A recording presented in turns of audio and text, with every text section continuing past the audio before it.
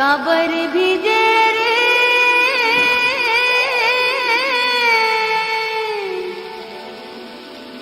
काबर भीजे रे सावरिया सावन भादो की धे काबर भीजे रे सावरिया सावन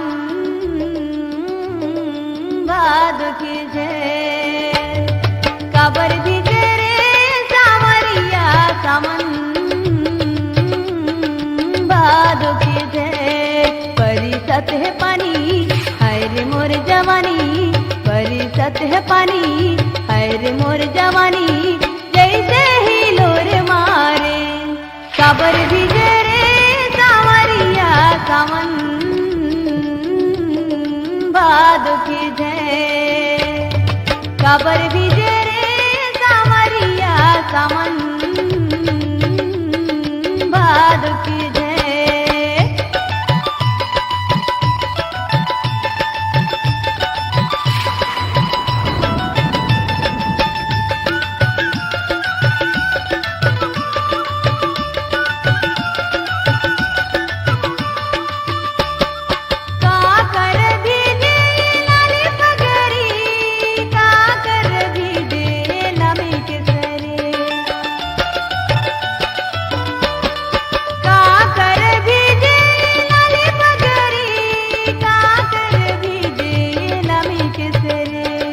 काबर भीजे रे सावरिया सावन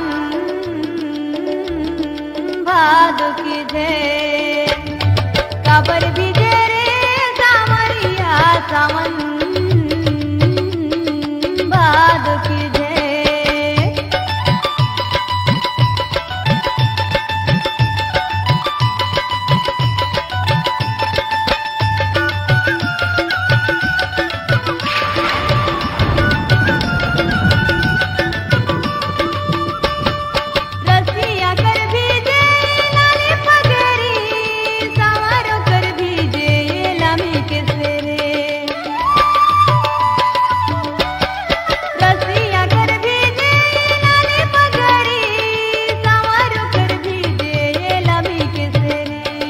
काबर भीजे रे सावरिया सावन भादो की धे काबर भीजे रे सावरिया सावन भादो की धे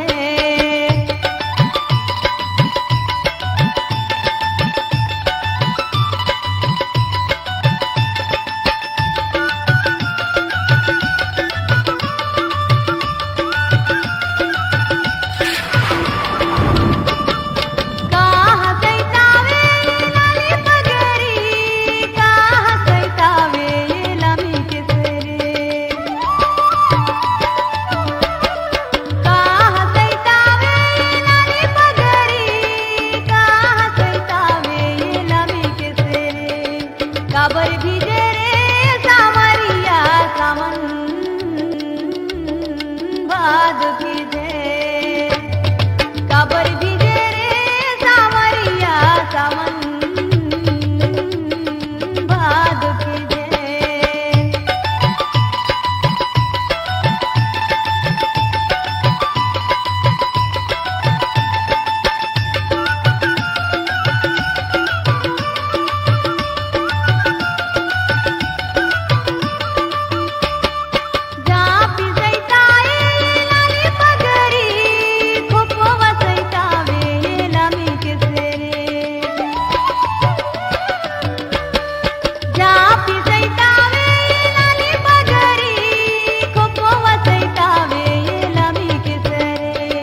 काबर भीजे रे सावरिया सावन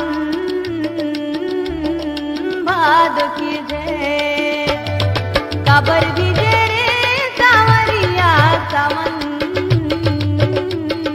भादो की धे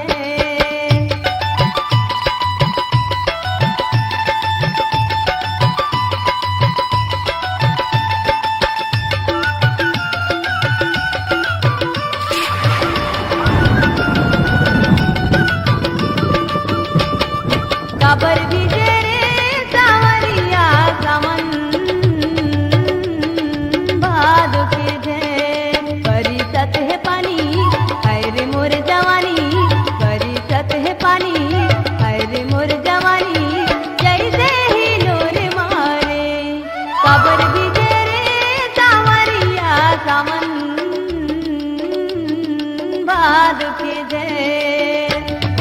काबर भिजे रे सावरिया सावन भाद भिजे काबर भिजे रे सावरिया सावन भाद भिजे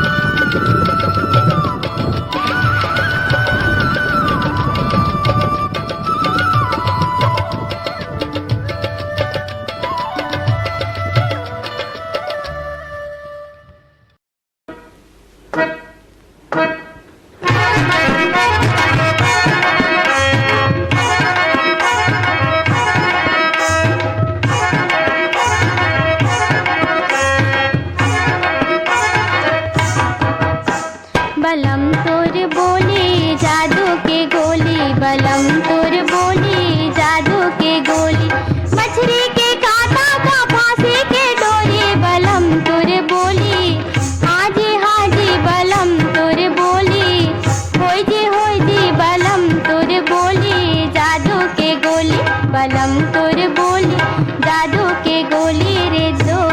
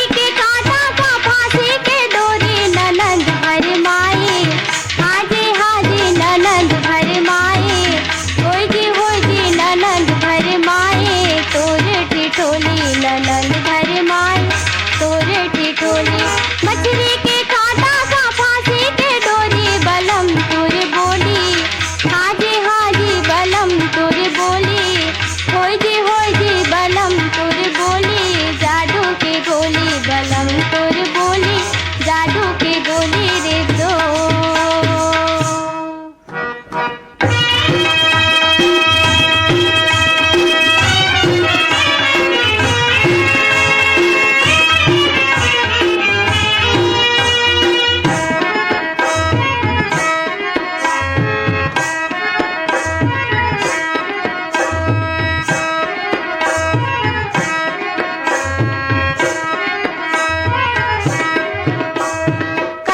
पथरा होते हो घूमते हो झूलते हो सपना के झूलना कबू नहीं झूलते हो लई कुछ ही रहते हो खेलत खात बोलते हो मैं आके ऐसा ना ताना मैं सुनते हो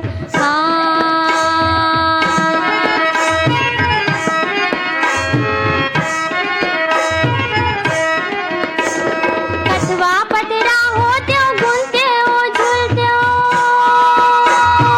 सपना के झूलना कबू नहीं झूलते हो लई कुछ ही रहते हो खेलत खात बोलते हो मैं आके ऐसा ना ताना मैं सुनते हो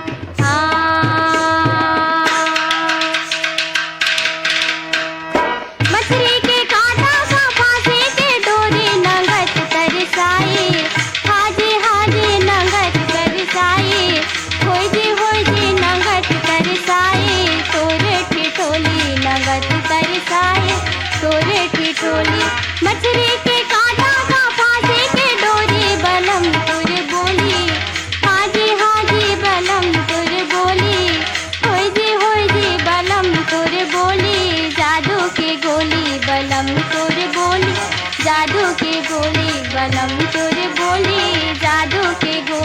बलम तोर बोली जादू के गोली, बलम तोर बोली जादू की गोली रे लो।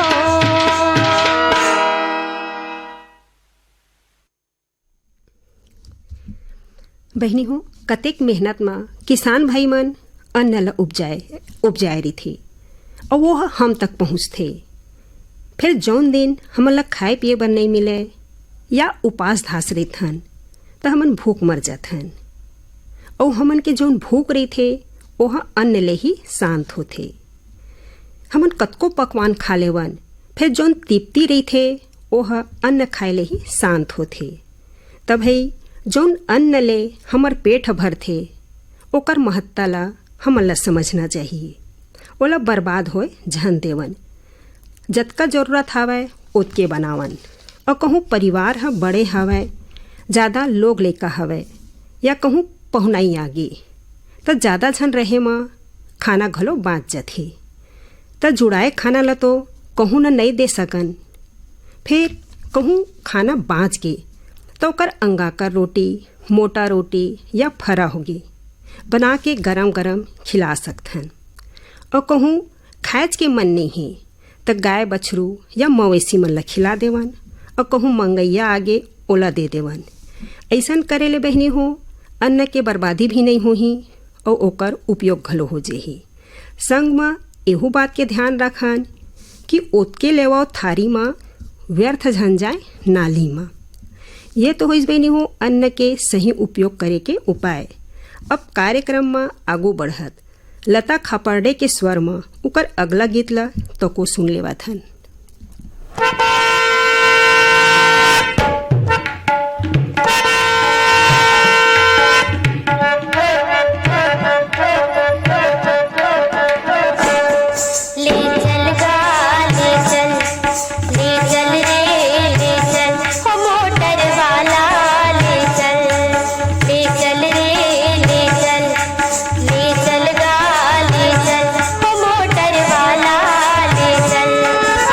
रुक तो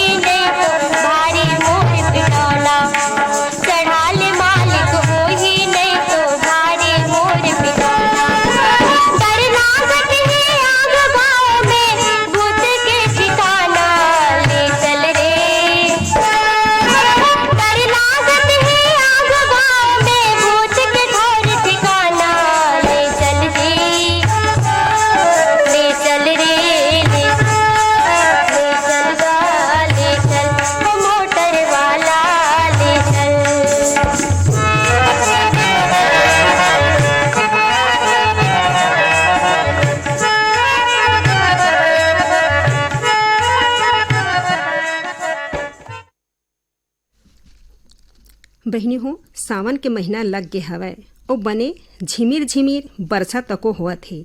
त बहनी हो हमन पर्यावरण ल बचाए खातिर सावन के हरियाली ल सदा सदा संजोए खातिर एक ठन पौधा जरूर लगावन। यही भाव के संग अब अपन संगवारी रोशनी राठौर ल दो बिदा। राम राम।